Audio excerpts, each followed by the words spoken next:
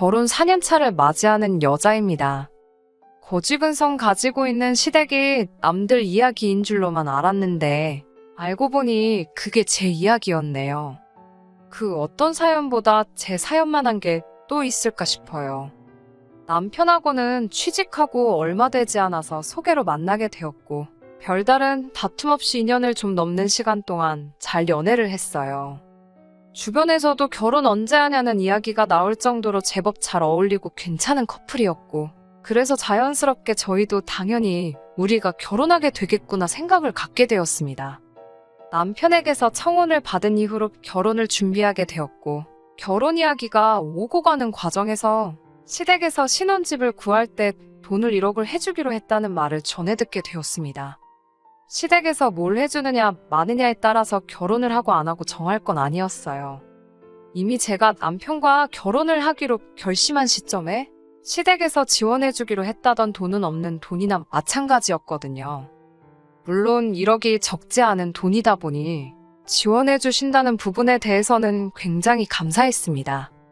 해준다는데 굳이 고집 부려서 안 받을 이유는 없었으니 말이지요.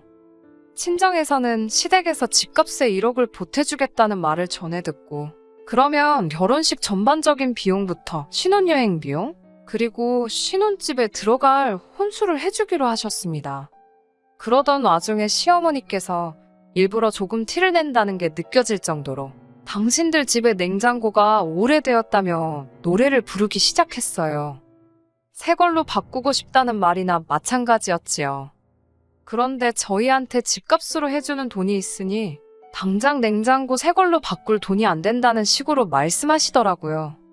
그래도 차라리 직접적으로 바꿔달라 이야기하셨으면 하는 부분도 있었습니다. 결혼 전에 예단도 주거니 받거니 하고 그러는데 요구 못할 걸 하시는 것도 아닌데 마치 하시는 말투가 우리는 1억을 해주는데 너네는 결혼 비용을 우리보다 조금 쓰면서 이것도 못 해주느냐 하는 식으로 말을 했거든요. 물론 저렇게 직접적으로 말한 건 아니고 정말 빙글빙글 돌려서 말을 하긴 했지만 결론은 자기들이 결혼 비용을 더 내는데 냉장고 정도 바꿔주면 안 되냐 하는 식으로 말을 하는 거나 마찬가지셨어요. 거기에 저희 혼수 알아보는데 냉장고 하나 더 하면 추가 할인이 들어가는 것도 있고 해서 절약도 많이 할 수 있었거든요. 그래서 그냥 더 길게 끌고 말이 서운하네 마네 그런 거 따지기도 피곤해서 어머님 댁에 냉장고부터 바꿔드렸습니다. 그런데 막상 신혼집 끝전을 치를 때가 돼서 시어머니가 말을 바꾸더라고요. 1억을 도와주시는 부분은 여전했지만 그중 3천만 원만 시부모님이 남편 결혼자금으로 그동안 만들어 놓으셨던 돈이고 7천은 전부 다 여기저기서 빌려온 돈이었어요. 그런데 당신들은 돈 갚을 능력이 안 될 것 같다고 그 돈을 저희 보고 갚으라고 하는 겁니다. 결혼식 날짜 잡아놓고 집 계약도 다 해놓고 신혼여행 예약은 물론 혼수까지 이미 다 해놓은 상황이었거든요. 남편도 시어머니가 이렇게 나올 줄은 몰랐던 건지 엄청 당황하더라고요. 예산을 딱 맞추어서 결혼식 준비를 하고 있었기 때문에 그 7천만 원이 없으면 당장 집 구하는 데는 어려움이 따르는 부분이었습니다. 말씀드린 대로 시댁에서 지원해주기로 했던 그 돈이 아니었어도 남편과는 애초에 결혼해도 좋겠다는 마음을 먹게 만들 정도로 저한테 잘해주던 사람이었고 그 사실은 변하지 않는 거잖아요. 심호가 난데없이 이제 와서 말을 바꾸는 부분에 대해서는 솔직히 파혼까지 생각할 수 있을 만큼 서운하게 만드는 일이었지만 그 돈이 없었어도 어차피 신혼집을 구하는 과정에서 모자란 부분에 대해서는 저희가 대출을 받아서라도 집을 구하게 되었을 터이니 좋은 게 좋은 거다 하고 그냥 넘어가기로 했어요. 따지고 보면 남편이나 저나 모아놓은 돈이 거의 비슷한 상황이었고 어쨌든 3천은 실제로 해주셨던 부분이기 때문에 시댁의 냉장고 새 걸로 바꿔드린 거 제외하면 반반 결혼한 거나 마찬가지니 기분 서운하게 된 걸 조금만 접어두기만 한다면 딱히 파혼까지 해야 할 정도로 큰 문제가 될 일은 아니었으니까요. 요즘 세상에 대출도 능력이라는 말이 있긴 하지만 저는 빚을 극도로 싫어해요. 과거 IMF 때 부득이하게 저희 집에 대출이 생기면서 그 대출이자 갚아가며 생활한다고 한동안 온 가족이 고생을 하던 걸 보고 자란 기억이 저한테는 굉장히 안 좋은 기억 중에 하나거든요. 그때 친정 부모님께서도 서로 많이 싸우기도 하셨고, 그 기억 때문에 그런지 저는 누군가에게 빚을 지고 있는 상황이 썩 마음에 들지 않았습니다. 그나마 다행이었던 건 저나 남편이나 그래도 월급 적당한 직장을 다니고 있었고, 한동안 맞벌이 생활을 유지할 계획이었기에 시어머니 앞으로 있던 빚 7천을 생각보다 더 빠르게 갚아나갈 수 있었어요. 결혼 2년 만에 시어머니가 갚아야 할 빚은 7천에서 3천으로 줄어 있었고, 저희 나름대로 생활비 충당하고 허리띠 졸라매가면서 1,000만 원의 저금을 따로 만들 수 있었습니다. 그 빚을 갚는다고 저희가 많이 아끼면서 살았어요. 갖고 싶은 거 참고 집에서도 관리비 아낀다고 추우면 추운 대로 옷 한두 개 더 껴입고 하는 식으로 아낄 수 있는 부분은 최대한 견뎌내면서 말이지요. 그런데 언젠가 시어머니가 저희한테 불만을 토로하더라고요. 다른 집 자식들하고 저희를 비교하기 시작한 거예요. 어머님이 다니시는 모임의 누구는 자식들이 장가가고 나서 매달 생활비라고 용돈도 챙겨주고 무슨 날만 되면 봉투가 찢어지도록 돈을 담아서 온다고 하시면서 저희는 뭐 명절날이나 돼야 용돈이라고 가져는 데다가 가져와봐야 기껏 돈 30만 원밖에 안 된다고 뭐라 하시더라고요. 그 집구석 옆편네는 100만 원을 받았네, 명품 선물을 받았네 하면서 자랑을 하는데 당신은 그 자리에서 입도 뻥긋 못해서 아주 쪽팔려 죽겠다고 하시면서 말이지요. 그 상황에서 시어머니는 남편까지 같이 싸잡아서 뭐라 하시긴 했지만 그 말에는 그 중에서도 제가 가장 큰 문제라는 식으로 말을 하셨어요. 원래 우리 아들이 안 그랬는데 며느리란 게 아주 어디서 자린고비가 들어와서 경제권을 틀어지고는 시댁으로 가는 돈을 다 막고 있다는 식으로 말하더라고요. 매달 챙겨드리지는 못해도 명절날과 생신, 어버이날 이렇게만큼은 최대한 챙겨드렸어요. 그리고 시댁이나 친정이나 차별 없이 뭐 가는 부분에 있어서는 무조건 똑같이 하려고 노력하고 있습니다. 노력을 한다는 건 한쪽으로 치우쳐져 있다는 게 아니라 꼭 현금이 아니라 필요한 선물을 사드린다고 하면 양가에 비슷한 가격대의 선물을 한다는 뜻이고요. 돈 관리를 제가 하고 있는 건 맞긴 하지만 1년 반 만에 빚 4천을 줄이고 저희 저금도 따로 가지고 있을 정도로 잘하고 있으면 칭찬까지 들을 건 아니지만 충분히 잘하고 있다고 생각하는데 그걸 마치 제가 시댁에는 돈 한 푼 못 가게 만들고 친정만 편애한다는 식으로 말을 하니 어이가 없더라고요. 그나마 그 상황을 참을 수 있었던 건 남편이 나서서 한마디를 해줬기 때문입니다. 그 집에서는 결혼할 때 집 해줬나 보지 하면서요. 생각도 안 했던 대출 갚고 있는데 말 그렇게 하면 섭섭하다면서 우리한테 뭐라고 하기 전에 그 옆편네라는 분한테 아들 장가갈 때 얼마나 해줬냐고 먼저 물어보라고 딱 잘라서 말해주니 얼마나 고맙던지요. 시어머니는 약이 잔뜩 올랐는데 당장 자기 아들이 저렇게 나오니 뭐라 말은 못하고 손만 바들바들 떨고 있더라고요. 그래도 남편이 중간 역할을 잘 해주고 있는 상황이었으니 제가 따로 걱정할 일은 없었어요. 하지만 시어머니는 이걸 계기로 오히려 저희를 더 벼르고 있었던 것 같더라고요. 작년 초가 돼서 시어머니 앞으로 받았던 대출은 다 정리를 하게 되었습니다. 요즘 금리를 보면 사실 대출 조금 가지고 가는 것도 나쁘지 않은 상황이기는 했는데 그렇다고 해서 저희가 여유자금을 어디 투자하고 있는 것도 아니고 현금으로 가지고 있는 게 최고라길래 그러고 있는데 괜히 낮은 이자에 얼마 남지 않았다고 해도 달마다 대출이자 나가게 둘 필요는 없다고 생각해서 대출금부터 싹 정리를 했어요. 큰 숙제 끝낸 것 같고 이제부터 진짜 결혼 생활 시작이라는 기분도 들고 여러 가지로 시원섭섭하더라고요. 어쨌든 큰일이 넘어갔으니 자축하는 의미에서 가족들 불러 모아 식사하는 자리를 가졌습니다. 친정 식구들 불러서 식사하는 자리도 있었고 시댁 식구들 불러 모아 식사하는 자리도 따로 갖게 되었네요. 그런데 시어머니가 저희 집에 오더니 정말 전에 없던 거지근성을 부리기 시작하는 겁니다. 저희 결혼 생활하는 4년 사이에 집값이 엄청 올랐어요. 저희 집 샀을 때랑 비교했을 때 1억 5천이 넘게 올랐거든요. 집값 오른 것만 보면 좋은 일이긴 한데 그건 우리 집만 올랐을 때 이야기라고 생각해요. 요 몇 년 사이에 집값이 저희 집만 오른 게 아니잖아요. 다른 데는 저희 집 오른 게 오른 것 같지도 않게 느껴질 정도로 엄청 치솟아버린 곳도 있고요. 그리고 집값이 올랐다고 해서 그건 부동산이 오른 거지 저희 재산이 늘어난 건 아니잖아요. 그게 체감이 되려면 집을 팔아서 그 돈이 제 손에 들어와야지 집값이 올랐구나 느껴지는 거잖아요. 그런데 시어머니는 집값 오른 게 다 당신 덕이라고 하는 겁니다. 당신이 저희 결혼할 때 1억을 안 해줬으면 저희가 이 집을 못 샀을 거 아니냐고 하시더라고요. 그러니 1억 5천 집값 오른 게 당신 공이 크다면서 11월에 시집가게 된 신우 결혼 비용을 저희 보고 내라고 이야기하시더군요. 애초에 시모가 신우한테도 말하길 저희가 결혼할 때 시댁돈을 다 끌어가 놓고선 얼굴에 철판 깔고 한 푼도 돌려주지를 않는다며 기브앤테이크도 모른다고 뭐라 했었나 봐요. 신우는 그 말을 고지고대로 믿어서는 저희 때문에 자기 완전 팔려가게 생겼다면서 한바탕 난리가 난 적이 있었거든요. 다른 건 몰라도 다른 사람도 아니고 남편 여동생인데 축의금으로 돈 100만 원 정도는 할 생각을 가지고는 있었는데 막상 신우 결혼 자금을 이런 식으로 저희 보고 내게 만들려고 하니 이럴 거라고는 상상도 못했고 그나마도 돈 얼마 축의금으로 주려던 것도 주기 싫어지더라고요. 신우도 솔직히 양심이 있다면 그러면 안 되는데 당장 남자애 가는 거에 비해 꿀리게 해가서 시집가서 시댁 눈치란 눈치는 다 보게 생겼으니 그건 싫었는지 시어머니 따라서 막무가내로 저희 보고 해달라는 식으로 나오더라고요. 집값 오르지 않았냐고 우리는 돈 많이 벌지 않았냐고 하면서 욕심 좀 그만 부리라면서요. 보다 못한 남편이 가족들 다 같이 식사하자고 모인 자리에서 또 한마디 하더라고요.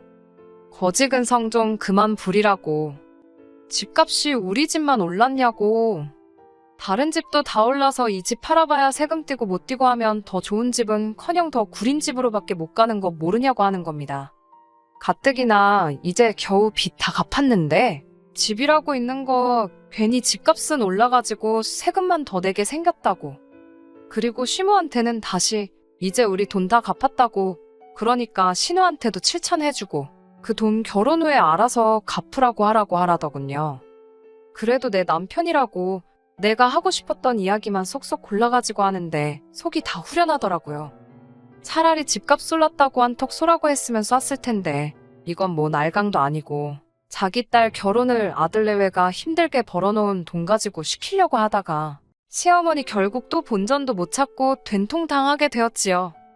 여기서 끝났으면 저도 어느 정도 남편의 대응에 기분이 많이 섭섭하지도 않았고 좋게 좋게 넘어갈 수도 있었는데 시모와 신우가 뒤끝을 부리기 시작한 거예요.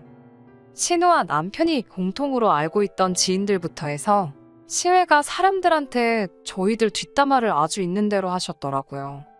하지만 이 모든 상황에 항상 제일 나쁜 사람은 이 모든 일의 원흉이 저인 것처럼 이야기를 하고 다녔더라고요.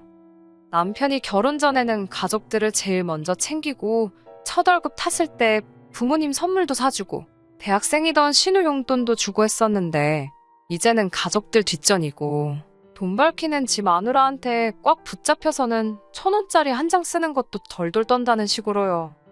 시어머니와 신우가 그런 말을 퍼뜨리고 다닌다는 사실도 그랬지만 사실 중간에서 이런 상황이다 하고 말 전하는 남편 지인들부터 시외가 친척들까지 제 입장에서는 전부 다 마음에 들지 않았습니다. 오죽하면 제가 이런 소리 들어가면서 살바해 그깟 신우 결혼자금 내주고 2번 다시 아무 말도 못하게 만들어주는 게 마음이라도 더 편하겠다 하는 생각이 들었어요.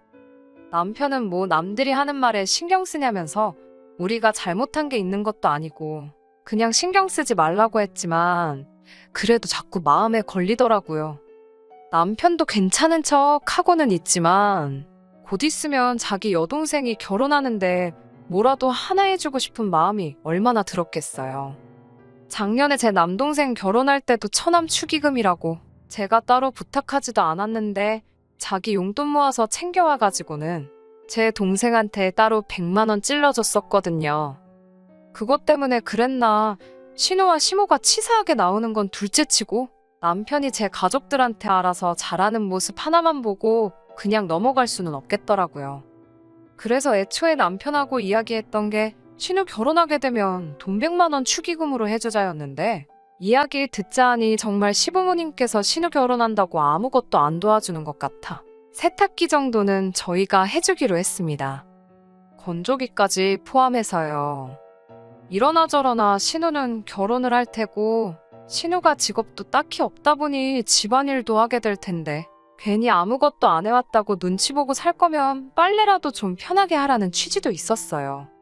사실 신우랑은 긴 이야기 하고 싶지 않아서 그냥 알아서 해줄까 싶었지만 그래도 신혼가전인데 신혼집 인테리어도 있고 선호하는 브랜드도 고려하고 해야 할 테니 결국 신우에게 어떤 모델을 원하는지 직접 물어보기로 했습니다.